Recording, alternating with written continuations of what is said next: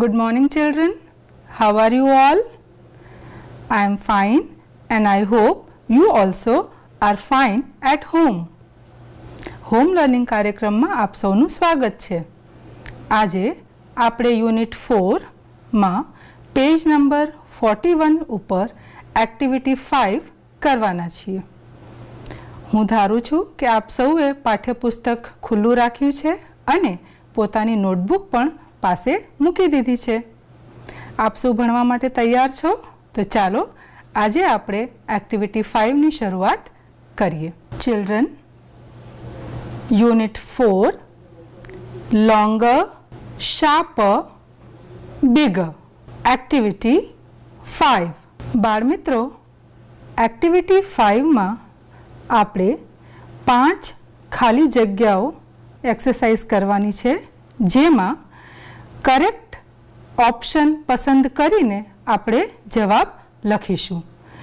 એક વાક્યમાં એક શબ્દ આપેલું છે, જેનો અર્થ આપણે કૌંસમાં આપેલા વિવિધ શબ્દોમાંથી પસંદ કરીને એ શબ્દની જગ્યાએ નવો શબ્દ લખવાનો છે. હવે આપણે આગળ જોઈએ. બાળ દોસ્તો, પેજ નંબર 41 ઉપર એક્ટિવિટી 5માં એક્સરસાઇઝ આપેલી છે, જે આપણે હવે શરૂ કરીશું. ખૂબ ધ્યાનથી આપણે સ્ક્રીન ઉપર જોઈશું. રેખાંકિત શબ્દનો અર્થ શોધી તેના સામેના કૌંસમાં ટિક માર્ક કરો. આ વાક્યમાં એક શબ્દ આપેલું છે, જેની નીચે લીટી કરેલી છે.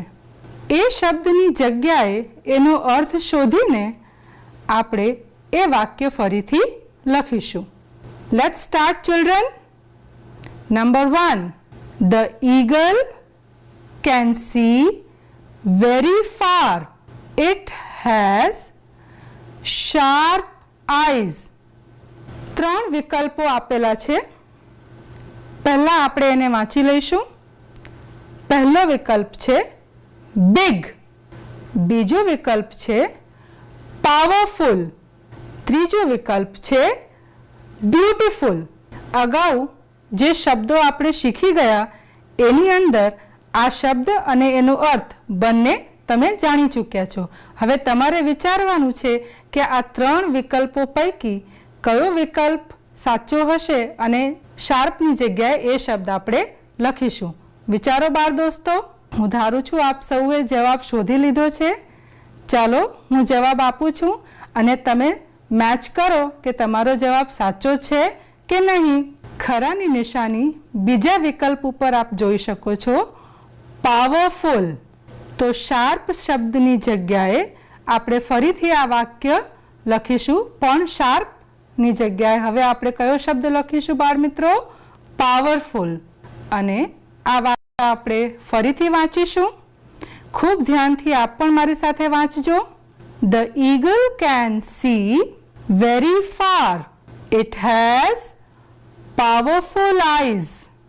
તો અહીંયા આપણે શાર્પની જગ્યાએ પાવરફુલ શબ્દનો ઉપયોગ કરી વાક્યને ફરીથી લખીએ છીએ. Now let us see the second blank. We hoped to visit a zoo, but we visited the museum. 3 વિકલ્પો આપેલા છે આપણી પાસે. પહેલો વિકલ્પ છે walked. બીજો વિકલ્પ છે jumped અને ત્રીજો વિકલ્પ છે wanted.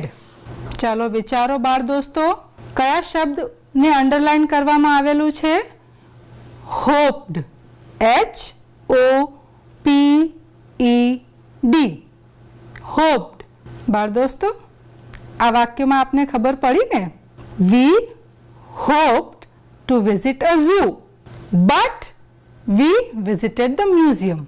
તો વિચાર કરો કયો વિકલ્પ સાચો હશે? હોપ્ડની જગ્યાએ આપણે કયો શબ્દ લખીશું? જવાનું હતું ઝૂ, પણ જતા રહ્યા museum. Very nice, correct answer. Let S C. વિકલ્પ 3, wanted. We wanted to visit a zoo, but we visited the museum. Hoped ની જગ્યાએ આપણે wanted શબ્દ લખ્યું છે. WANTED, wanted. Now we will see the third sentence. There is a strong wind. The leaves of the trees are shaking. Shaking શબ્દ underline કરેલો છે, તો એનો અર્થ એ થાય છે બાળ મિત્રો કે શેકિંગની જગ્યાએ આપણે એનો અર્થ શોધીને યોગ્ય વિકલ્પ પસંદ કરીને વાક્ય ફરીથી લખવાનું છે. વિકલ્પો જોઈ લઈએ. પહેલો વિકલ્પ છે મેકિંગ સાઉન્ડ, બીજો વિકલ્પ છે ફ્લાઇંગ, ત્રીજો વિકલ્પ છે મૂવિંગ. ચિલ્ડ્રન, હું એવો આગ્રહ રાખીશ કે જ્યારે પણ હું વિકલ્પ બોલું છું તમે પણ મારી સાથે બોલજો, જેથી કરીને તમને બોલવાની સમજ પણ પડશે અને તમે જાતે વાંચી પણ શકશો.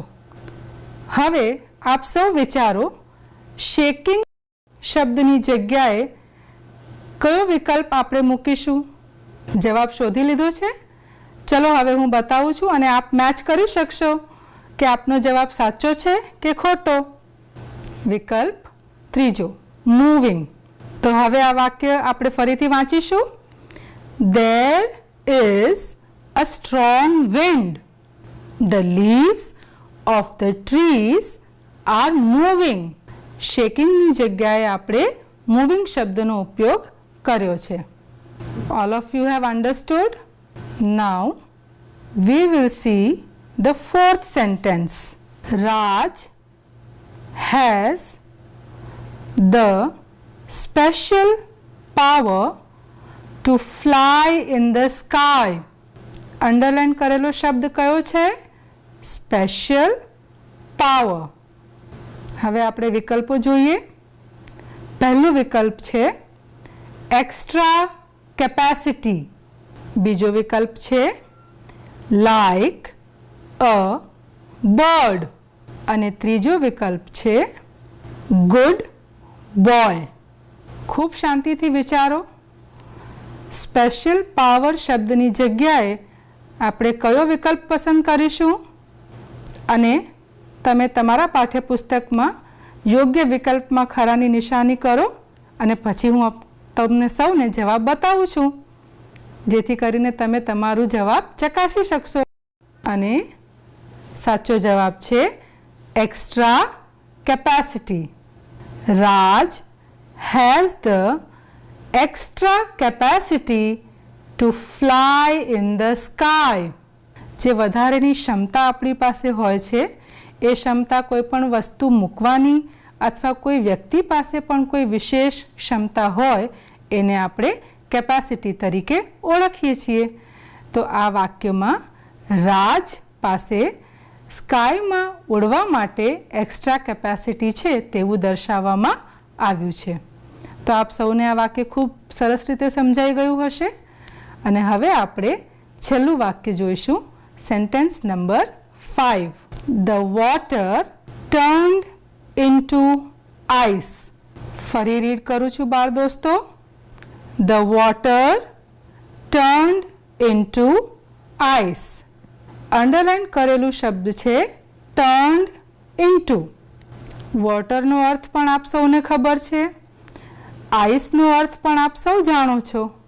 તો હવે આપણે વિકલ્પ જોઈએ જેથી તમે યોગ્ય વિકલ્પ પસંદ કરી શકો. પહેલો વિકલ્પ છે ચેન્જ્ડ ઇન્ટુ, બીજો છે ડ્રેન્ક, ત્રીજો છે એટ. વિચારો બાળ મિત્રો. ટર્ન્ડ ઇન્ટુ આ શબ્દની જગ્યાએ કયો શબ્દ આપણે મૂકી શકીએ? Yes, I think your answer is correct. Let us see the answer. Option 1, changed into. અને હવે આપણો વાક્ય બની જાય છે The water changed into ice. Children, when we keep water in the freezer, it turns into ice. આપ સૌએ ઘરે ફ્રીજમાં જોયું જ હશે, જ્યારે આપણે પાણીને ફ્રીઝરમાં મૂકીએ છીએ ત્યારે એ શેમાં પરિવર્તિત થઈ જાય છે? બરફમાં, જેને આપણે આઈસ કહીએ છીએ. તો બાળ દોસ્તો, આ તમામ વાક્યો આપ સૌએ લખી લીધું હશે અને વાંચ્યું પણ હશે. એકવાર ફરી આપણે 5 વાક્યો ફરીથી જોઈ લઈશું અને આપ સૌએ મારી સાથે વાંચવાનું છે. Let's start. The eagle can see very far. It has powerful eyes. Number 2.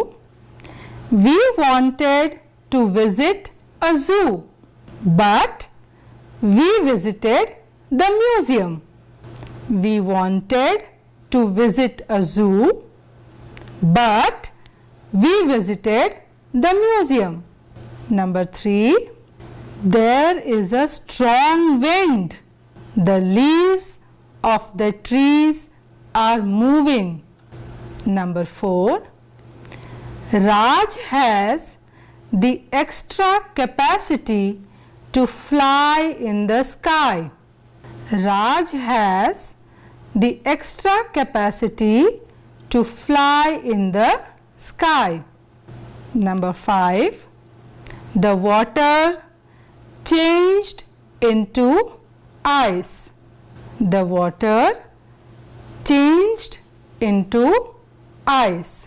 તો બાળ દોસ્તો, આપ સૌએ જોયું, આપણે 5 વાક્યોમાં અંડરલાઇન કરેલા શબ્દની જગ્યાએ એક નવો શબ્દ લખ્યો છે.